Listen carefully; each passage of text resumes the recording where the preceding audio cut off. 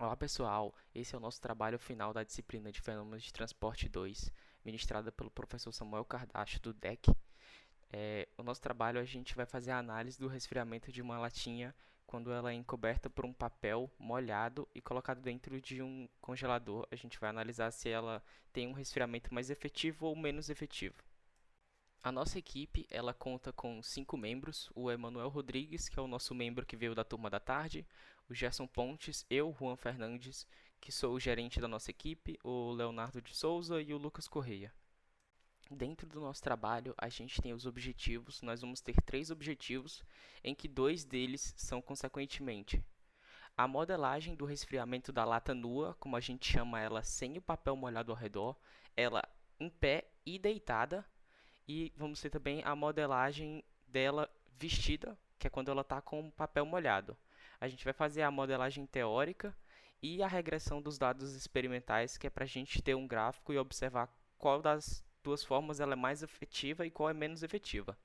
Dentro dos nossos objetivos, a gente também vai comparar os resultados que a gente vai obter para ver de qual maneira é mais eficiente, em pé, deitada, com o papel molhado ou sem o papel molhado.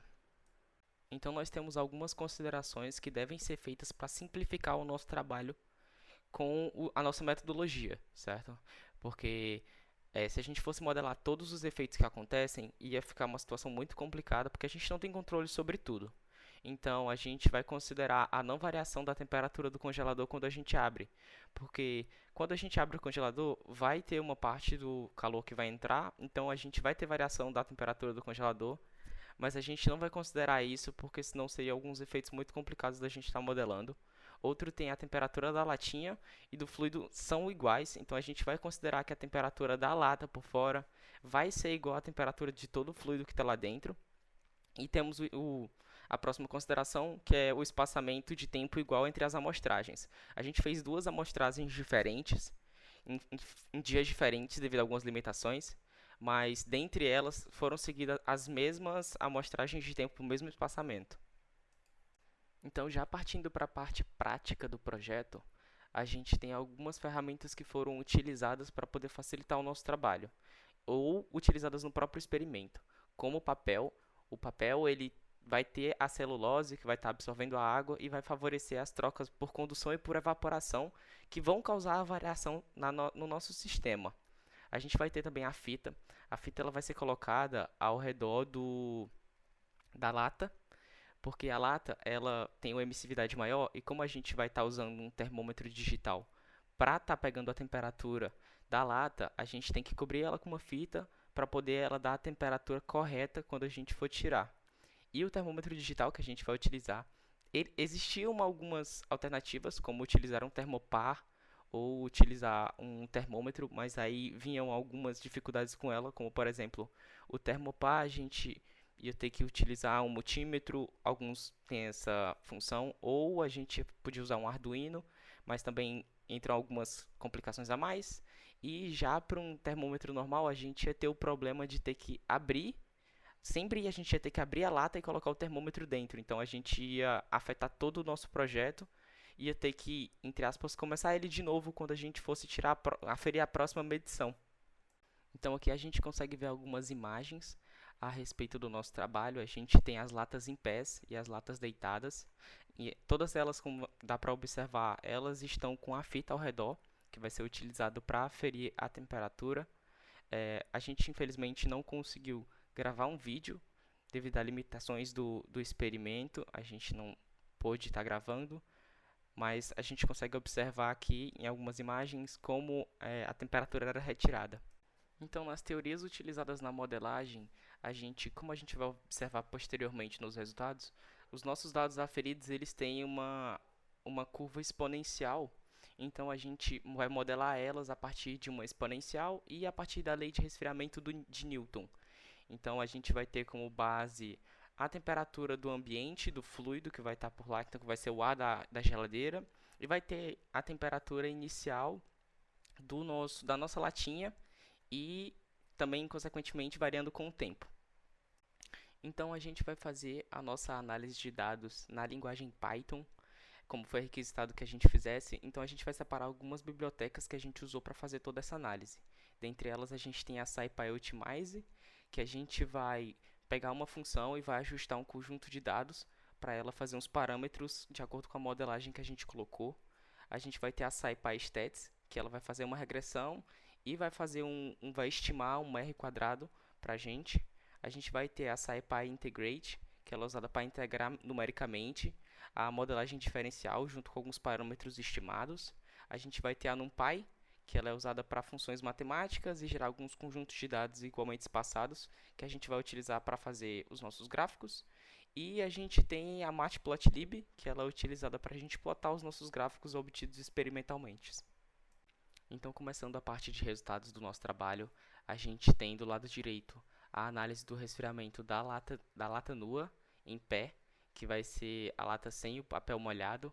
Então, a gente tem, como esperado, que tanto a exponencial, a lei exponencial e a lei de Newton, elas representam muito bem devido todas as considerações sobre convecção que a gente vai ter na nossa lata. Enquanto do lado esquerdo, a gente tem a lata vestida no papel, e a gente pode observar que a lei exponencial ela já não vai estar tão correta, enquanto a lei de Newton ela já está mais próxima dos nossos dados obtidos. Seguindo para o comparativo somente das latas em pés, temos que a lata com o papel e sem o papel nesse gráfico, a gente consegue observar que a lata com o papel ela vai ter uma maior queda de temperatura nos primeiros 50 minutos. E depois dos 50 minutos, a lata nua ela vai estar tendo uma maior queda de temperatura de acordo com o tempo. Passando agora para a análise da lata deitada, tanto vestida quanto nua, a gente pode observar que os nossos dados experimentais têm resultados muito mais próximos, tanto da lei exponencial quanto da lei de resfriamento de Newton, do que na nossa primeira aferição para as latas em pés. Isso pode se dar a algum problema de aferir a temperatura enquanto a gente estava fazendo todo o processo. Passando para o comparativo da lata deitada, a gente já pode ver de cara que ele é bem diferente do nosso gráfico para a lata em pé. A gente consegue ver que a lata vestida ela sempre tem uma temperatura um pouco menor, e como a gente pode ver, ela também tem uma queda bem maior da temperatura em relação à lata nua, sem nada, sem nenhum papel por fora. Então, passando para o comparativo geral, tanto da lata em pé quanto da lata deitada, a gente tem à direita o gráfico com as latas em pés e à esquerda com o gráfico com as latas deitadas. Então, como a gente pode perceber no eixo X, temos uma certa diferença entre os números que variam de 0 a 200 e de 0 a 100. Isso se dá devido à aferição dos dados. A gente pegou as temperaturas das latas em pés de 10 em 10 minutos, enquanto as latas deitadas a gente tirou de 20 em 20. Talvez algumas considerações que a gente possa ter feito, como por exemplo, a do congelador manter a mesma temperatura quando a gente abre e fecha ele, pode ter causado alguma interferência na coleta dos nossos dados, da gente abrindo ele a cada 10 minutos, diferente de a cada 20. Então pode ter tido uma maior troca ou menor troca, afetando assim os nossos dados experimentais. Já com os nossos dados experimentais analisados, a gente pode tirar algumas conclusões teóricas a respeito disso. A gente pode ver que enquanto o papel está molhado, a gente vai ter uma maior troca de calor, a gente vai ter os efeitos de evaporação da água, que vão ocorrer mesmo dentro do congelador, e que a condutividade térmica da água, a gente sabe que ela é melhor do que a do ar, então a gente tem uma maior troca de calor. A gente também sabe que depois de um tempo, essa temperatura ela vai cair tanto que a água ela vai começar a congelar, a água do papel. Então, quando essa água congelar, o papel ele vai começar a causar um efeito isolante, em vez de ajudar na troca.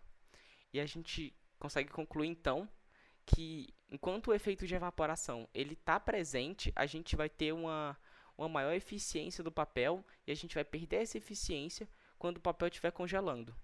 Já para as leis que estavam sendo testadas, junto com os nossos dados experimentais, como a lei do resfriamento de Newton e o método do ajuste exponencial, elas vão representar bem melhor o nosso efeito quando a gente tiver a lata sem o papel molhado. Isso se dá devido às condições e às hipóteses que podem ter sido adotadas quando as leis estavam sendo desenvolvidas.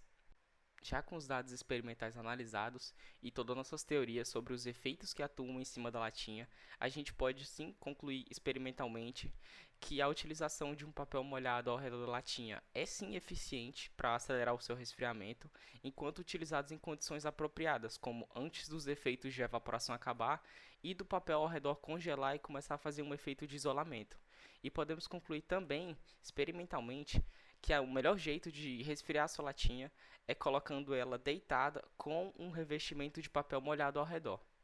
Espero que vocês tenham gostado do nosso trabalho e muito obrigado pela atenção.